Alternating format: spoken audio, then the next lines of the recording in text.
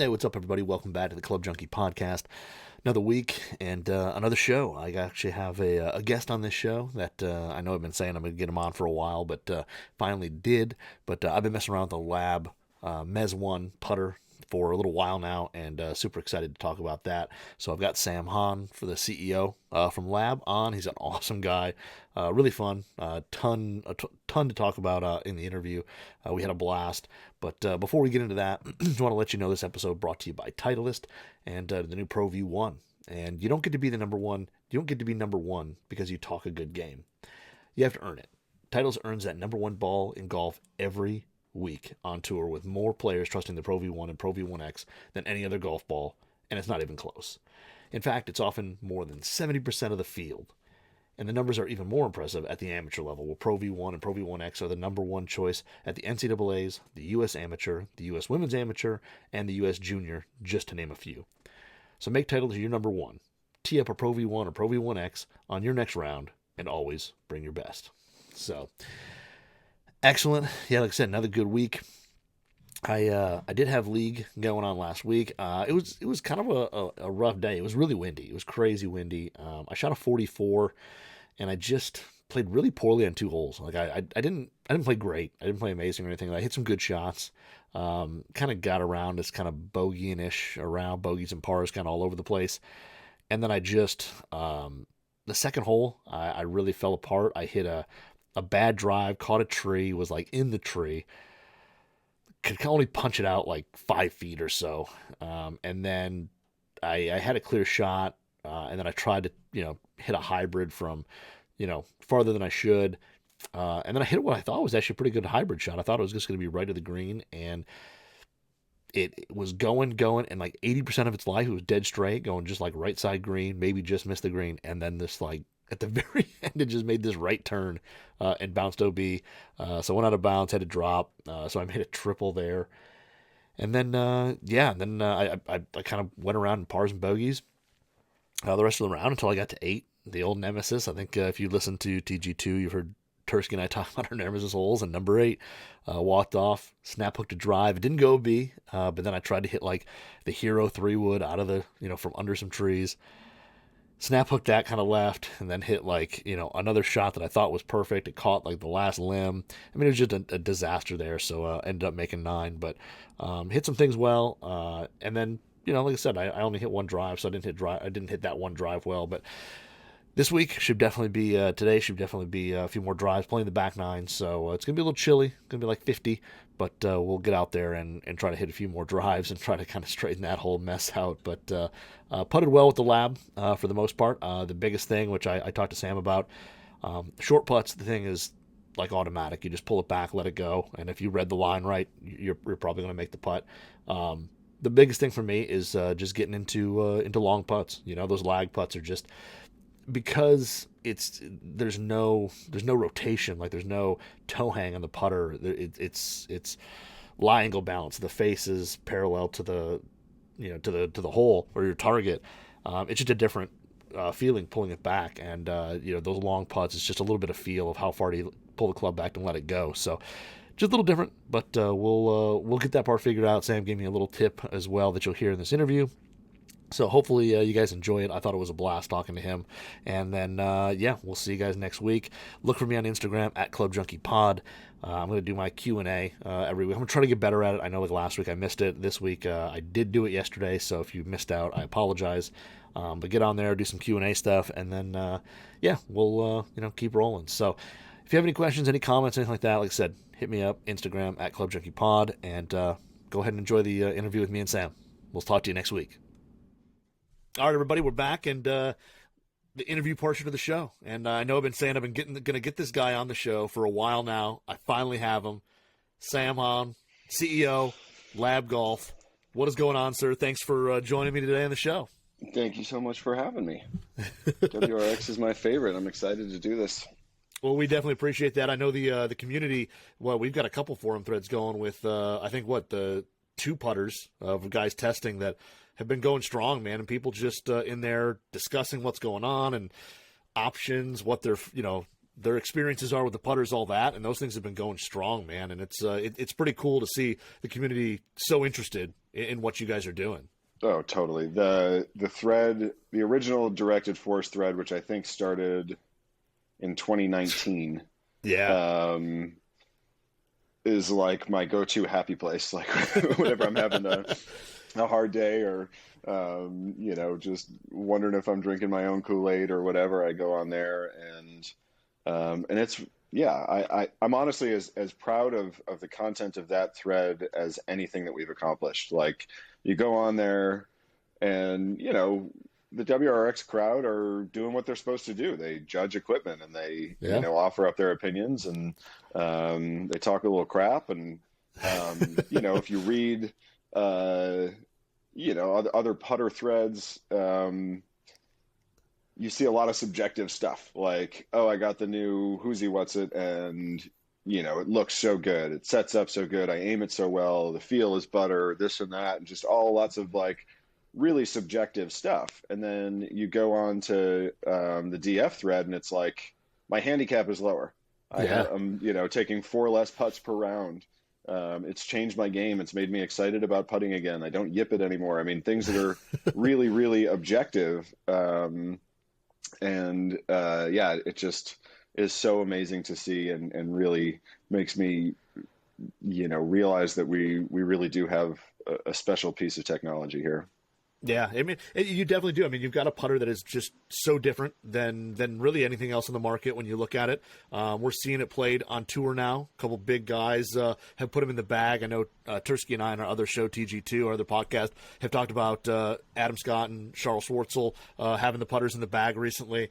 But get into a little bit, because I think when people think putters, they automatically think just putters. And yeah, there's a blade, there's a mallet, take your pick, and let's go. But Lab's a little different than that. Get into what is what is Lab? Like what is the difference here with these putters compared to, whatever other putter they walk into their shop, grab off the rack and hit a few putts with in the little bay. What's different about Lab? What's making this so special? Yeah, the way it's balanced. There just hasn't really been a lot of focus in the way that putters balance. Some time ago, I wouldn't be able to tell you when, but at some point somebody figured out that if you bend a shaft or insert the shaft in a way that has the tip of the shaft pointing at the center of the top line, the face will go up. This is what we call a face balanced putter. Yep. Before face balance, all putters were toe hang, some degree of toe hang. Certainly back in the day, your Bullseyes, 8802s, these things were full toe hang. Then you started getting into some plumbers' necks and they were, quarter toe hang and just kind of somewhere in between here and here is where all putters were. And then the putter industry just kind of stopped looking, with a few exceptions, as to where you could go from here. So Bill Pressey, who's our inventor, somewhat accidentally came across the reality that putters don't want to stay put where they are. They don't want to stay where they are at address. They don't want to stay square. He was messing around. This was before the anchor ban, and he was pretty lost with his putting and was in his tour trailer and messing around with a tricep lock, which was a very non-used method, but it was basically an arm lock that extended past the elbow and then stuck on the outside of the lead arm. So a tricep lock. So I mean, this was this was a desperate dude. Because of the way that it was kind of sitting there, he stood up and because the shaft was kind of stuck here, he noticed that the face just kind of flopped open. And it's like, well, that ain't right.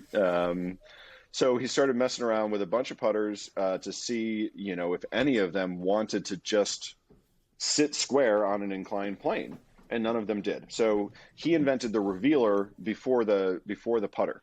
So the revealer he made out of an old crutch. And for those of you that don't know, check out our website at labgolf.com, and you'll see me do this demonstration with this kind of rectangular device that suspends a putter without being able to manipulate it. Yep. So he invented that and just started putting a bunch of putters in there to see if any of them would, behave properly, and none of them did.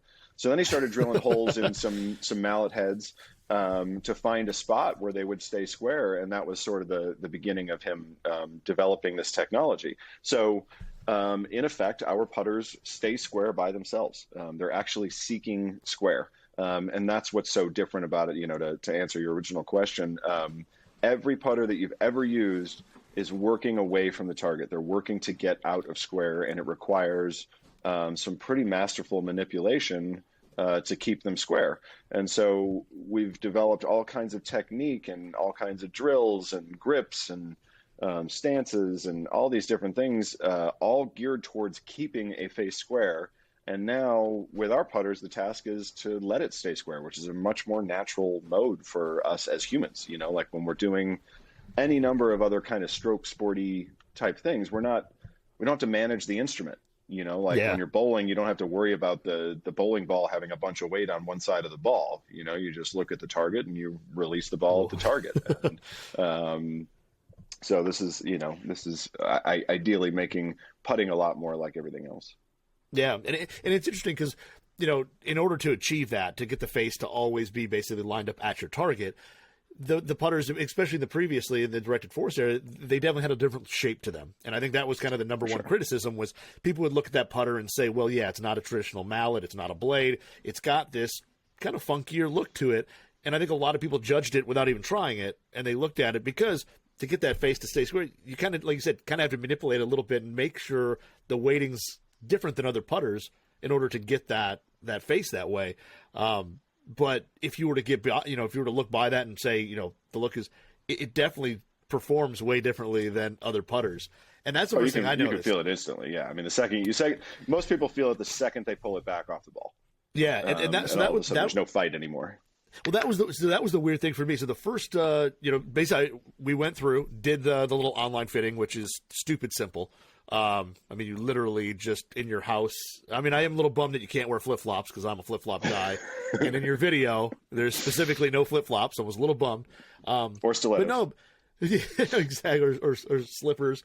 But yeah, I mean, in your own home, you can do it by yourself. I mean, I did it by myself. I was going to ask my wife, but I literally took a little phone tripod, set it up, did the video, and then you guys built the putter exactly to the specs needed. But the first thing I did when I got it was I have it's Michigan, so I come down to the basement, got my putting mat, and the first couple swings I almost felt like the putter and I were just kind of fighting a little bit because, like you said, the rotation with that toe hang of every other putter I've used for the past however long I've been golfing, it was such a different feel, and it took a few swings to get used to that feel of not fighting just pulling the putter back and letting it go. And it took a little while to just force my brain to do that because I was trying to basically put some arc into the swing. I was trying to do the old things I did. Right. And it took a handful of swings to get used to, okay, this is how this now feels. It's definitely different. Oh, for sure. And it's interesting seeing players at different levels of the game and how they react to it. I think that the vast majority of golfers out there actually already think that their putters do stay square by themselves. And so I think a lot of golfers, when they pick it up, the results are, instantaneous. The more skilled players have developed some ability to manage torque. They've figured out their way to manage the twisting. And then at the really high level, they even rely on the torque to tell them where they are. And I think that this is, that's been one of the barriers on tour, is, when you're out there playing for your livelihood, playing for millions of dollars, doing whatever it is, change is scary. And you can't, just like your experience there, a lot of these guys pick it up and it's so different that they're like, I can't, put in a whole new world into my into my putting stroke. And but yeah, I mean, it takes a different type of adjustment period for everyone. What we've noticed this incredible consistent sort of mode. So people pick it up. If you've gotten past the barrier of the fact that it's weird looking, you see the revealer demo and you're like, yeah, there's got to be some merit to a self-squaring putter. Let's give it a try. And they're relaxed and easy, and they just start filling it up. And it's like just this incredible, crazy eureka moment where the ball over and over again just starts right on line. So then you buy one or you get one or whatever, and you go out on a golf course, and first couple putts are fine. And then you get your first little pressure putt, And then that's where the old instincts kick in. And now all of a sudden Yeah. we're gripping it a little bit tighter. We want to steer it to make sure that that putter stays square. And if you do that with our putter right off the bat, you're going to get some bad feedback. Like the putter just kind of disappears on you. And you know, you're used to relying on torque to kind of tell you where the putter head is, and it's not there anymore. And you just feel alone and vague, and it's very strange. And so then comes the hangover period. You know, you hit a couple putts that are, you know, vague and weird, and people will, on occasion, myself included, when I first got it, I mean, putt horribly. Like after my first couple of days with the DF, I went and played this tournament with these crazy fast greens. It was a super cool course up in Walla Walla, Washington, called Wine Valley. And I mean, I couldn't putt it into a swimming pool from 3 feet. Like it was so bad. Yeah. But I was stubborn because my friends were giving me so much shit for, you know, spending $450 on the Starship Enterprise. And so I was like, I'm going to figure this out, and this is correct, and this is good technology, and I'm going to do it. And then I had to just really change my mentality. And I had to take the focus off of the face, and interesting to sort of put it on the shaft. Yeah. I don't think about the face anymore. All I think about is keeping the shaft on plane. I think about keeping the tip of the shaft moving down the target line, because I know the face is going to take care of itself. Yeah, and that's one thing I started kind of doing as well. And the one thing I do to say about like that feel, I'm a guy who, you know, I'm traditional putter, you know, right hand low. I'm a right hand golfer, so right hand low. And I've noticed over the years that under a pressure putt, you know, if you got that 4 foot, you know, 5 foot par putt, whatever, or even something maybe a little shorter if it's got some break, my right hand gets a little yippy, and it'll kind of push the putter because I'm trying to take, you know, the nice easy stroke, and the right hand will push it, try to give it a little more oomph. And that's the one thing I've noticed with, you know, I've got the Mezz, and are we called the Mezz.1 or just the Mezz.1? Because that was the Mezz.1. Okay. But what I've noticed is with it, I've really just, for me, it's like lightening up the grip pressure. Like just really barely holding onto the putter. And it's taken a lot of that right hand out. And like I said, downstairs, I was fortunate enough to sit in my basement for a few weeks while it was cold and just hit putts. So I kind of got used to the feel and all that. So when I got to the course, it wasn't as foreign. But that's one thing I've noticed with my, you know, all my other putters, that right hand would influence the putt a little bit, and I'd miss some putts. You know, it has to. Your right hand has to get in charge. Yeah, and so now with this one, like I just have this really light grip pressure, and I don't really worry so much about that putt because I'm focused more on like the alignment, like you said, the alignment 8 on the top. I'm looking to make sure that hits, you know, I'm lined up over the ball, and then also I'm making sure that I'm not gripping it super tight so I can let the putter just kind of go through its natural motion. And for me, especially on those little short putts, that I think has helped me so far get used to the putter a little quicker than maybe some other people do. Absolutely. And those short putts are where, so, you know, like in the last few years, like I still have a few of my old putters that I love looking at. You know, I miss, you know, pretty, you know, Newports and Napas and all that. Totally. I love them. You know, they're fun to look at, and they feel all sweet.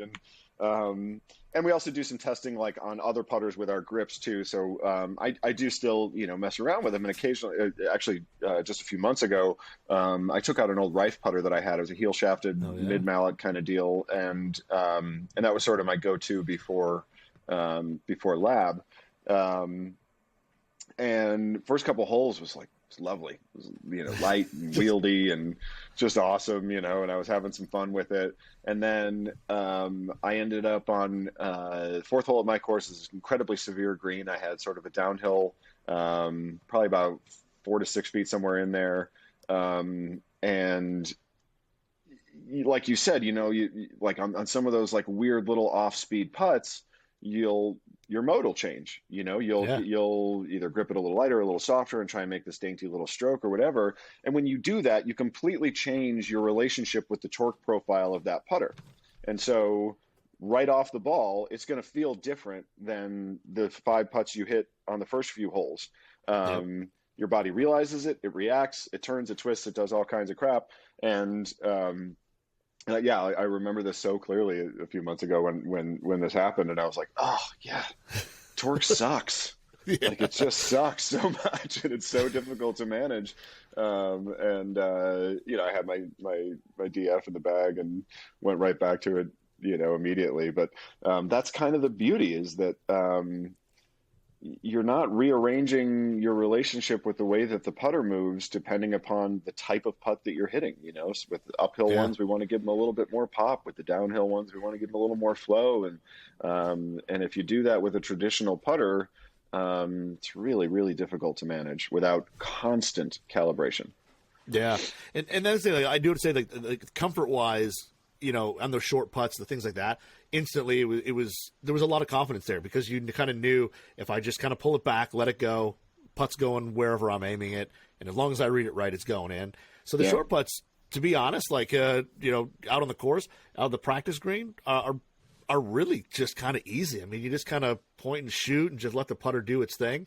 Yeah. Like I found that the one thing that I'm still getting a little used to is the lag putts, because before, again, where you could you're used to that torque kind of rotating the putter, and you can kind of feel it as you kind of either give it a little more power, you take it a little further back. This, since I'm literally just taking the putter back and letting it go, I'm not quite used to how far do I need to take it back yet. And that's the one thing that I'm still getting used to a little bit.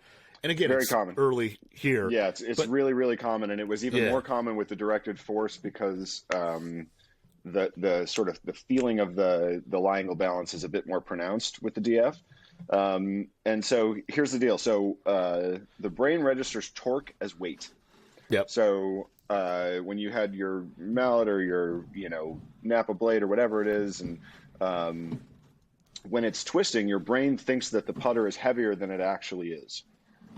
When you remove the torque, particularly on these long putts, and you take it back and get some momentum going, the putter kind of disappears on you. And what a lot of people do at first is they'll try to rush the putter back down to the ball, because they kind of don't know where it is. And because it's so big too, the DF anyway is so big, like a lot of people just kind of visually are afraid of this giant hammer, launching the ball across the green.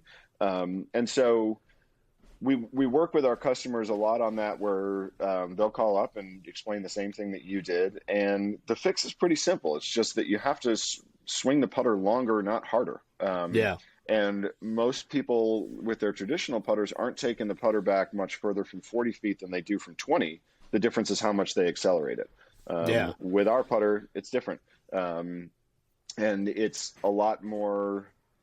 if you can kind of remove, your history with lag putting from your mind, using gravity to control speed the way that we, suggest that people do, is a more natural mode. That is a more natural human reaction to getting an object from point A to point B. If you were just bowling golf balls with your hand across the green, if you're going to roll it, 4 feet, you're going to go like that. It's just going to be a tiny little stroke. If you're going to roll it, across the green from 50 feet, obviously you're going to swing your arm back a lot further. And so,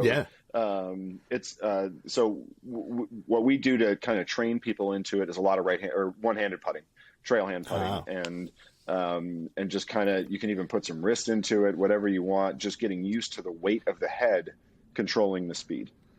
Yeah, and like you're right. I mean, like you said, how far you take it back with a traditional putter, like you said, 20 to 40 feet, it's probably not a huge difference. But that 40 foot, you're just trying to accelerate. And with this, I mean, for me, at least in the terms of the feel, I don't want to feel like I have to accelerate it, because to me, I'm just letting it do its work. And for me, it takes that right hand out of it. So I lose some of that fear. So for me, I think it is. And it's like anything, I think a lot of times you put a new, iron in the bag and it goes maybe a little farther or reacts a little differently out of the rough. I think putting's the same way a little bit. I mean, yes, you can get fit, things work great, but there still is that little bit of getting used to certain nuances in any club that you put in the bag. And for me, I think it's just going to be hitting more lag putts. And as I do it, I'm going to get that feel of, okay, I just got to take it back a little farther. And again, don't let that right hand influence me. But I do have to say, like I said, the short putts, it was really, for me, very easy to get used to. It was really simple to just, have a ball, as long as I, had the read right, just hit it and go. And if I misread it, okay, I missed it. But for the most part, I never had a putt where I said, oh crap, I did that. Like, and and with my old putters, I knew that right hand, right at impact, I'd do it. And I just know, I mean, I wouldn't have to look at the putt. I knew I missed it. Right. And with this, I never had even one of those putts, which was, to me, really nice. So I don't quite have the cajones to like go on record as saying that our putter cures the yips, but I am definitely deep into a theory that the yips are a reaction to torque. Yep. A lot of people have done lots of research recently. Hank Haney and I have talked a few times, and he's like the yip, master, which I don't think is a title you really want. No, you know don't. what I mean? Yes, he's looked into he's looked into it a lot. He's looked into it a bunch, and it's an emotional response. The yips are an emotional response, they're a trauma response, and so people, and this isn't conscious stuff, but you're in your member, and everybody's watching on 18, and you had a little right to left 4-footer, and traditional putters typically kind of want to fall to the inside and open. With a mallet, fall to the inside and close with a blade, and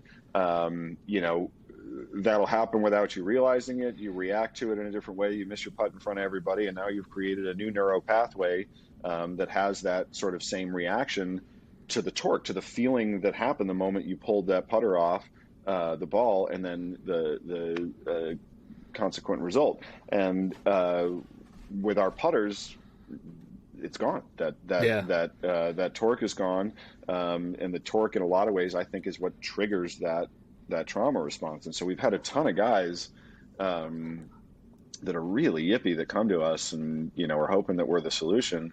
And it blows my mind when they write us back and tell us about the success that they're having. It's really awesome. Yeah, no, like I said, that's the biggest thing I've noticed so far. And again, it's early for me in the golf season here, so I'm only going to, like I said, get a little more comfortable. But early on, I'm like, yeah, I'm really impressed with just short putts, not having to worry as much about oh God, let's make sure let's just make sure I don't do it, or keep it off, because like you said, it's something that is happening, but to stop it is it's like gravity. It's almost impossible sometimes. Right. So. And then another thing that's interesting, and like you said, you mentioned before, with your own grips. This one here, we've got the Press number 2, 1.5, and I've been a traditional grip guy for a long time. I'm a Lambkin deep edge cord guy. That was like my putter grip. You can't find them right now; like they're impossible. No, so when I've got two. Some for $1,500. Yes, that's about what they're worth right now. Some guy DM'd me and was like, they had a couple at my local whatever, and I was like, oh my God, see if they have them. And he's like, yeah, they're gone. But interesting enough, you guys have a couple different grips. And this was the part I was kind of, I guess, when I was first putting my order in, a little nervous because, like I said, I got away from kind of the Super Stroke style, larger grip, the less taper.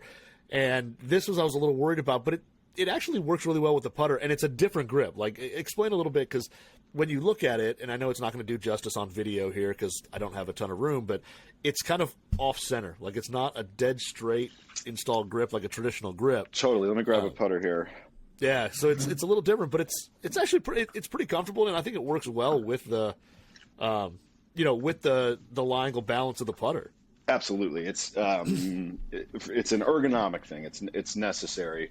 So the way that we get the putters to balance has a lot to do with where we stick the shaft, and as you can see, that's quite a bit behind the head. Yeah, almost like dead center almost. Yeah, it's very, very, very near the center of mass of the putter. And so there's some onset here. So if we put the shaft in completely vertical, the face is in front of the shaft, and therefore when you swing it, unless you're like a big time over rotator, like a Tommy Gainey, who uses a backstrike that is kind of in the same family, that putter works really well from him because he has a ton of face rotation. For the vast majority of us who don't rotate the face so much in excess of the arc that we're on, the face is going to arrive at the ball before the bottom of the arc. It won't have rounded the corner yet, and most people find that with onset putters, they miss putts out to the right. So what Bill did that was so genius was, he sticks the shaft where it is, and then he leans it forward, so that by the time you get to the top of the shaft is actually back over the face like it would be for other putters. And in fact, depending upon how long the putter is, can even get in front of the face. But then you got a crooked shaft. So crooked shafts are no good. So he leans the shaft forward, but then leans the grip back.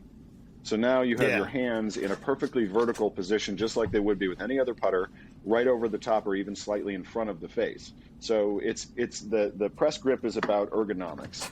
And yeah, it's brilliant. I mean, it's just absolutely brilliant. And we have a couple different grips that are varying degrees. The one that you have there is the 1.5. On the Mezz, there isn't quite as much onset as there is with the DF, and so it allows for a little bit more of an option. I actually use a 3-degree grip on my Mezz because I like a little offset, but basically the more tilt you have in the grip, the more offset you're creating. And yes, you are going to end up sort of changing the effective loft, but it hasn't made much of a difference for me. So, but you know, some people, the grip is the thing, you know, it's definitely funny looking to see the shaft coming out of the bottom of the shaft in a crooked way. The 1.5 is a little bit more subtle, but and because we need room to create the angle inside the grip, they can only be so small. And so, at first people have this aversion, like, no, I like my tiny little Pingman pistol grips and, you know, and all that. And I was the same way. I loved, you know, skinny little leather wrapped grips and all that kind of stuff. But I don't know, get over it, because you have a self-scoring putter and, you know, all these things that you liked, you know, were creature comforts that didn't actually help your putting. No, and honestly, to be honest, and I think going to this larger grip with this style putter, and again, I think it has to do kind of a combination of having no torque and this grip. Like I said, it was a little more comfortable because, like I said, I was a super stroke guy. I went from Flatso 5.0s, you know, holding pop cans, down to pistol GTs, you know, the smallest version. And I mean, I've tried everything in between, and you know, found success at certain times with things.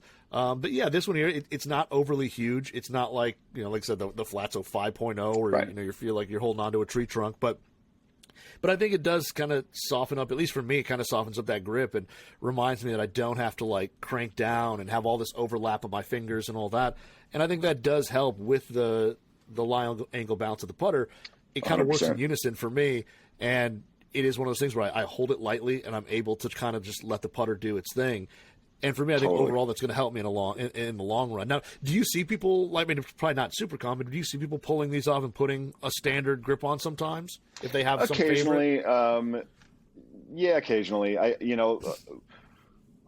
think what happens is like that hangover period we talked about. You know, when they're in the middle of that and they're struggling, and they'll just like, got to be the grip, you know, and they'll throw something else on there. And we're working hard on trying to reach those people before they start screwing around, to give it a little bit more time. The DF really is tough. It's got so much onset and a bit more shaft lean, and so by the time you're putting a conventional grip on there, you know, you're putting that lead hand in a little bit of a bowed position in order to get it there, which works for some. I definitely do know some people that are successful with conventional grips on it, but very few. The Mezz is a little bit, it's a little bit more possible. I even have a tour player that uses one with actually your deep etch lambkin cord, and that was my one of 3 that I gave him. Oh boy! And so. Yeah, the 2 that I have, I put on a bunch of different putters. I don't do it with tape. I only do it with air so I can save them. I know. I wish I would have done it, but oh well. Yep. It's stuck on there for life. But yeah, so you can get away with it. That guy in particular already has quite a bit of forward press, so he's used to having that lead wrist bowed a little bit. So yeah, it's possible. I still much prefer the press grip on it. The blade is pretty much inconsequential. We have a B2, B2. This, you know, really, really simple kind of block of steel looking thing. And that has, I think it's 1/8 of an inch of onset. I mean, very, very, very little. And so you can put any grip you want on that thing. And in fact, we send them, the stock versions of those putters are with a straight grip, not a press grip. Oh, wow. Okay. Yeah, but I knew, because there's 3, you still have 3 models. I mean, the Mezz.1 is the brand new one. That's the newest one. And then, what is it? The B2 was kind of the second, right? And then the DF. So all 3 still available. You can still get all 3. And when you get into kind of some of the tech of this thing, the other thing you'll kind of notice when you pull the head cover off, there's a bunch of weights. They all kind of look slightly different. And there's even some on the heel and, you know, and the heel and toe. what are all these weights doing on here? And one, should any gear junkie golf WRXer try to change any of these? No. But no, we actually just put a warning. We started putting a warning label on them now because we had a couple of warranty issues where guys were like, I just took out some of these screws, and besides the fact that I broke my wrist trying to do it, a bunch of material came out. And, is that okay? And it's like, no, that's not okay. So you just what do we got? Your like $700 putter. No, so 10 weights on this head, from what I can tell. Right, at 10. So 8 on the bottom, 1 on heel, 1 on toe. What are all these weights doing on this thing? That's how we balance them. So we put all those weights around the perimeter of the putter, with the shaft stuck right in the middle, and depending upon a bunch of variables, like a ton of variables, length, lie, weight, the type of shaft, the type of grip, a whole bunch of stuff. Every single putter requires a different setup on those weights. So, gotcha. So if you look on the bottom of yours, some of them will be marked with a particular weight, some of them won't be. But it's an incredibly precise, very, very difficult process. And that is that in combination with the fact that all the components are made in the U.S. Is why they're so expensive. Every other putter company in the world gets in a shipment of heads from China. They put a shaft in it, they put a grip on it, they put it in a box, and they send it. These things are crazy. Like the work that goes into them in order to get each one to balance exactly the way that we want to is an art. And some of them will take up to 45 minutes to balance, and drives the builders crazy, and they'll try this combination and that combination. And you have a couple different things that make it really challenging too, because not only do you need it to balance, but we're also trying to hit a target swing weight. And so you have these two completely, moving targets that you have to sync up and marry. And it's really difficult. So in addition to the 2 gram increment weights on the bottom there, we have aluminum screws, steel screws, tungsten screws, brass screws, all at, kind of different weights, different densities, all that kind of stuff. We also use tungsten powder, sand, to, really, really fine tune where they need to be in order to get them to perform, differently than any other putter, and, that many, and that much better than some of our competitors who, are in the toe up realm, but still don't perform the way ours do. We have, there are some putters out there. You got Axis One and Adele and the Backstrike, and Even Roll just came out with a toe up putter. And you'll feel it, you'll feel that they just don't do what ours do. So you can basically say that almost no 2 putters are exactly alike when they leave. I can definitely say that the 2 putters are exactly alike. They're completely different. And it's, and it's frustrating, too, because, like on the Mezz, the different types of screws that go in there will produce a different sound. From putter to putter. And we think we actually may have that figured out. We're working on it right now, but, that putter there is a bit of a tuning fork just because of the shape. And then depending upon the different densities of the material and the screws that we're putting in there, they'll sound different from putter to putter. We have to say, like, is what it is, balance is king, swing weight is king, and, your buddies might have a little bit more of a thud, and yours is a little bit more of a crack, and they both work real good. That's interesting, because, this one here definitely has a soft feel to it. It definitely doesn't have any, it doesn't have any high-pitched tings or anything like that to it. It's definitely more of a thud, at least mine is. Yours is. Because... Yeah, mine's more on the thud side, I believe. And then is this all milled aluminum then, or is this steel? What is? It also looks like there's 2 parts to it. There's 2 pieces. The shaft goes into. The black part is aluminum, 6061 aircraft aluminum, machined out of a block of steel, which is different for us. The directed force was forged aluminum. Okay. And then we would machine it out of the forging and do some finish work on the machine. This one's just straight out of billet. So. It's a much more consistent process. Forging's super difficult and just so many inconsistencies from batch to batch that it just was a nightmare. And in fact, we actually just started making the directed force completely machined. Oh, wow. Okay. So we're no longer in the forging business at all. So yeah, that one comes out of 6061 billet, and then the piece in the middle there is stainless. We're working on hopefully this summer we're going to be releasing a bunch of custom options on that Mezz, including colors, as well as different hardware. So the attachment piece there and the screws and such are going to be available in different colors and such. And I've got this one that I use here actually is carbon, so it got a little bit of patina on it, and that's kind of cool. So we'll have that as an option, and but yeah, for now it's just aluminum anodized with Type 3 anodizing, and then stainless steel. And then it's also got grooves on the face. Mm-hmm. I know there's a lot of talk about people whether they groove faces and different millings and all these different things. I mean, is this built for creating more topspin, or is it performance based, or is it more of kind of a sound feel piece on the face? In my opinion, it's sound and feel. Gotcha. I think I have a putter, a DF that was a prototype when we first started using tungsten for balancing, that didn't have any grooves on it. And I do use it in the wintertime when the greens get slower around here, because I have it in my head. I haven't quantified this. I haven't, put it on a robot or anything like that. I have it in my head, and there is some research to support that no grooves is going to increase ball speed because there's, more material contacting the ball. But yeah, I mean, you can find, really convincing arguments in literature online in either direction of that argument. Some people say that grooves are absolutely positively necessary for a pure roll. Others say it's, totally irrelevant. And so for us, the one thing that we definitely notice when we put grooves on it is that the sound is a little sweeter for sure.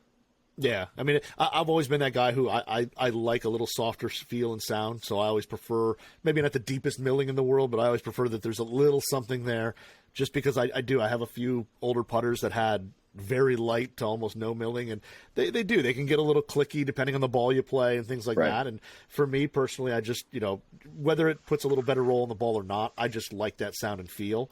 So, and I do have to say, it's a pretty responsive putter. I mean, when you hit it off the toe or the heel, which I have graciously done for you a couple times between putting greens in my basement, it's not harsh in any way, but you can definitely feel there's a little different sound, a little different feel. You just get that little bit more vibration to let you know that you did miss it on either side.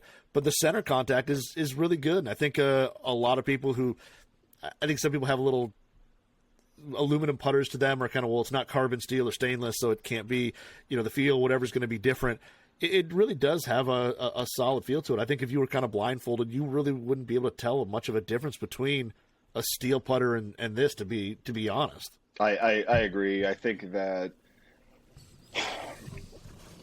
I think that with other putters, they were all so similar in so many ways that people just sort of get into a mindset of looking for something to put in a category of I like or don't like, just some way to differentiate between the ocean of putters that are available to them. I before L.A.B, I was the same. I just, had all kinds of silly ideas that, it had to be this material and this thing and whatever. Yeah. And what really matters is getting the ball in the hole, period. And so, the same thing with looks, like the DF, when Bob Duncan first showed it to me out here, like I was like, no way, like unbelievably no way will I ever be seen with that putter. And then I made everything with it, like right out of the gates. I made everything, and all of a sudden I'm like, wow, it really is beautiful, just elegant. So whatever gets the ball in the hole starts to look very beautiful very quickly. And I try to stay, with all the crap that we take online with how it looks, it rolls right off my back. I mean, people were just as harsh with the ping answer. Like, it would. Karsten Solheim stood on the side of putting greens for a couple of years before that thing took off, with people walking up saying exactly the same thing. That is the ugliest thing I have ever seen in my life, and I will not be caught dead looking at that putter. And then, 60 years later, it's the standard of beauty. So Yeah. beauty is what gets the ball in the hole. And so I've never been afraid to stand by the look of our putters. At the same time, we want to reach more people. And so the Mezz was really great for that reason, particularly out on tour. To where, those guys, for as much as everybody thinks, well, it's their career, therefore they're only going to work, use what is, best. Not necessarily. Not even close to necessarily. I find, in fact, that they're even more adverse to vanity issue. They have deeper vanity issues than the general public in a lot of ways. And so with the DF, they would be intrigued by the tech. They'd go out, they'd hit a few putts, it was good, and then they go play a practice round for a few bucks with some of their buddies and miss a 4-footer, and the first thing they're going to look at is the big ugly branding iron. So with the Mezz, they can fly a little bit more under the radar, and I think that's why it's taken off quite a bit more on tour. Yeah, and I think even with our community, I mean, when the Mezz, the first photos started coming out, everybody kind of said, like, that's one I would try. When they looked at the DF, there was a lot of people who, like you said, for, the look, they didn't like it, and that's fine. They wouldn't try it and wouldn't give it a shot. I mean, personally, I was not a big fan of the look. I'll be honest. The B2 came out, and I was like, okay, that's you invite me onto your show, and you insult me like that. I know. I'm so sorry. And then when the Mezz came out, I was the same way, because I was a guy who played a lot of Odyssey kind of 7s. I played a ton of those different models. I played a handful of other brands with models that are very similar. And when this kind of came out, I was like, okay, I can see where, for me, the two kind of fangs, as you call them, kind of, frame the ball a little bit. And I just like that look. So for this, I was like, yeah, this is definitely something that's, more comfortable on the eye. The one question I did get by a guy on Instagram, and I was like, I don't really know how to answer it in a sense, but, there's all these stability putter shafts and crazy putter shafts now. We're seeing millions of them.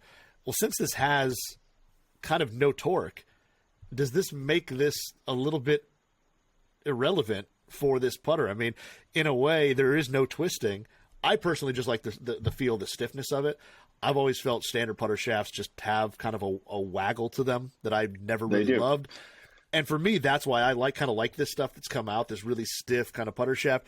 It's just a feel for me. It's not necessarily, am I making more putts with it? That part doesn't matter. I just really like the feel of there's no kind of flex to the shaft, and that's what I like about it. But I did get a question of like, well, there's no torque in that putter, so why do you need, anything other than just a steel putter shaft? We're talking about torque on different axes. So what we have mastered and rectified is torque this way. Yep. What the shafts have done is dealt with torque this way. Gotcha. This axis here. And so, yes, putter shafts do flex and they do recover, period. They absolutely do. And it's really fun to finally see some independent testing coming out rather than just taking the different manufacturers' words for it.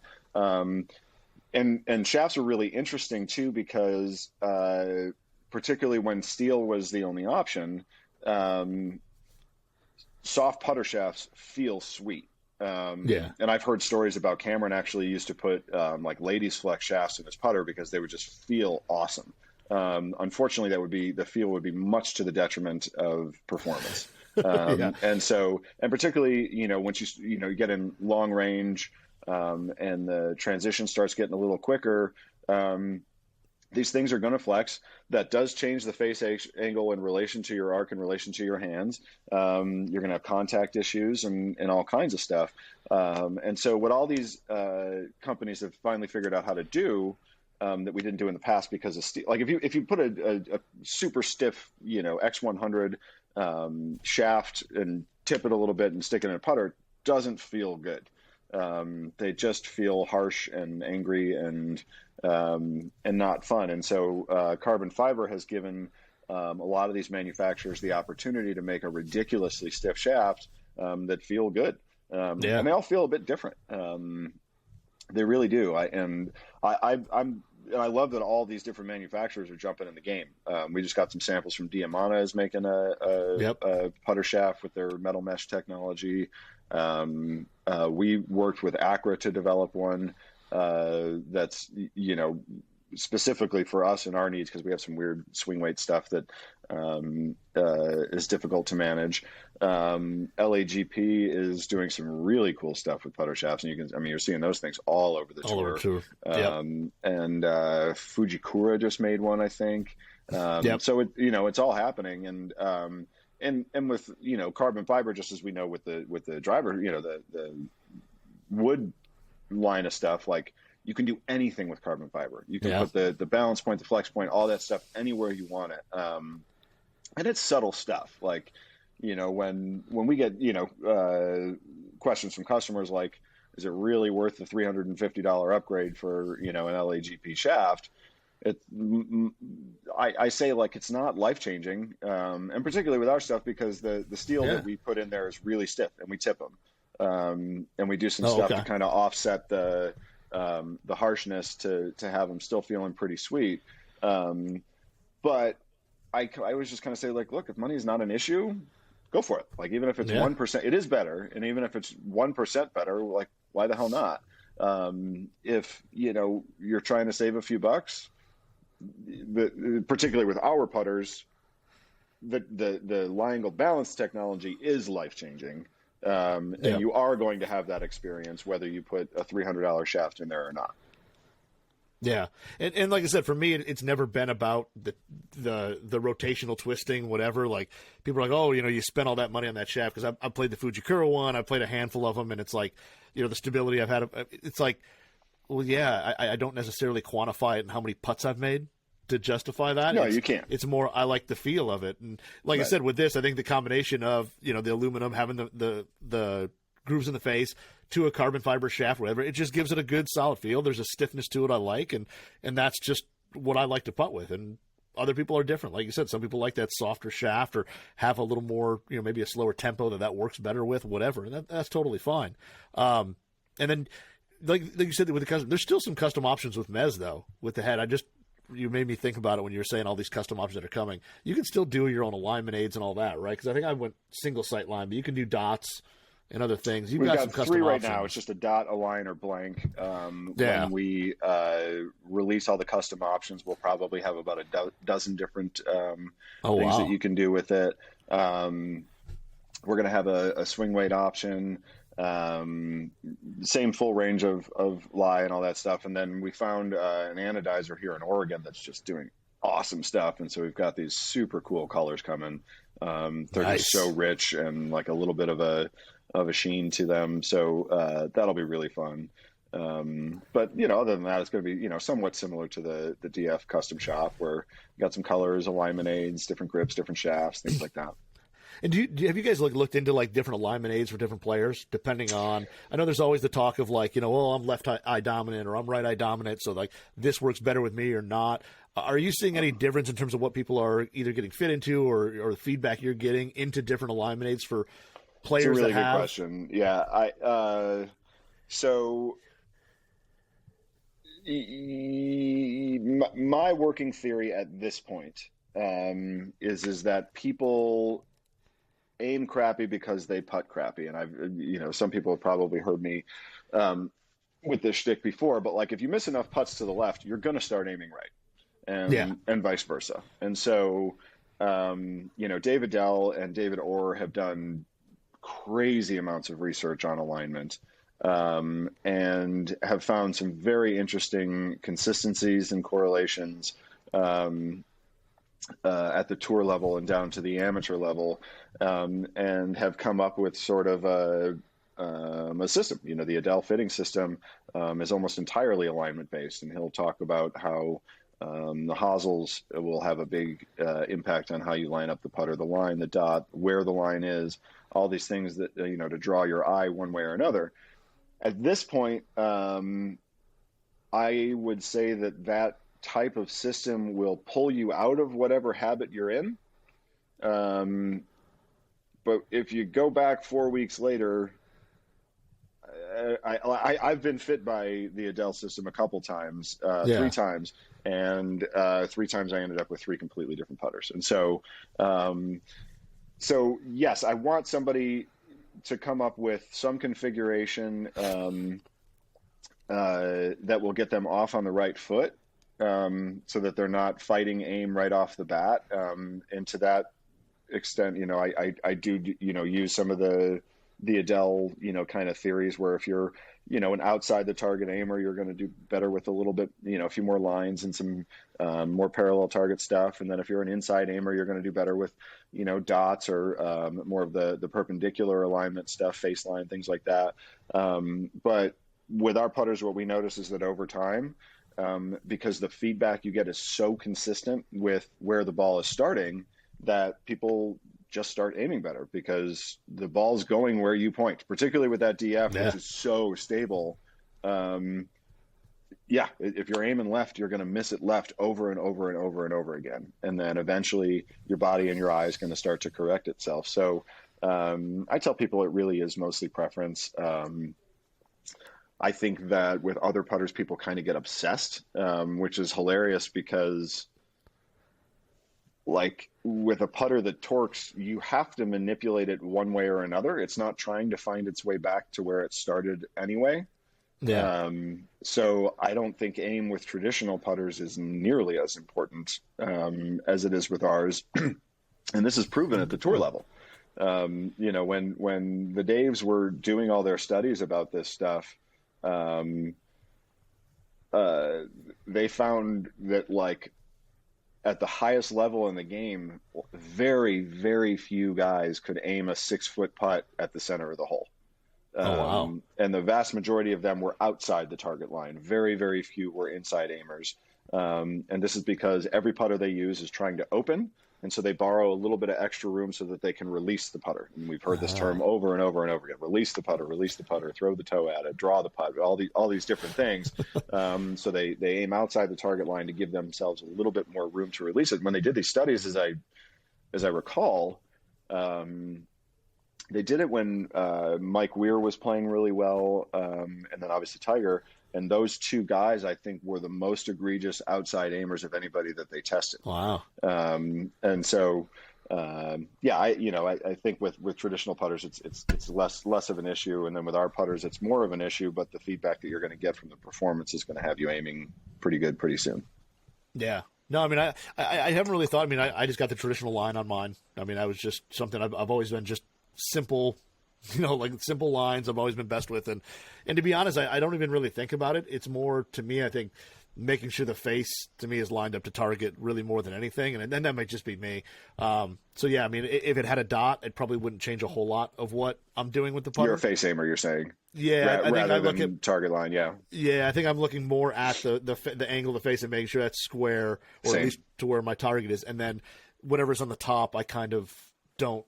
I mean, I look at it, but not really. I don't really focus that much on it. And I think also, too, that's kind of why I like the black color of the Mezz, is just because, the contrast of that in green, it's just easy to line up and kind of keep square. So yeah, Craig Farnsworth has a theory. Do you know who Craig is? I don't. Dr. Craig Farnsworth. He's the doctor. He's I believe he was an ophthalmologist. Yeah.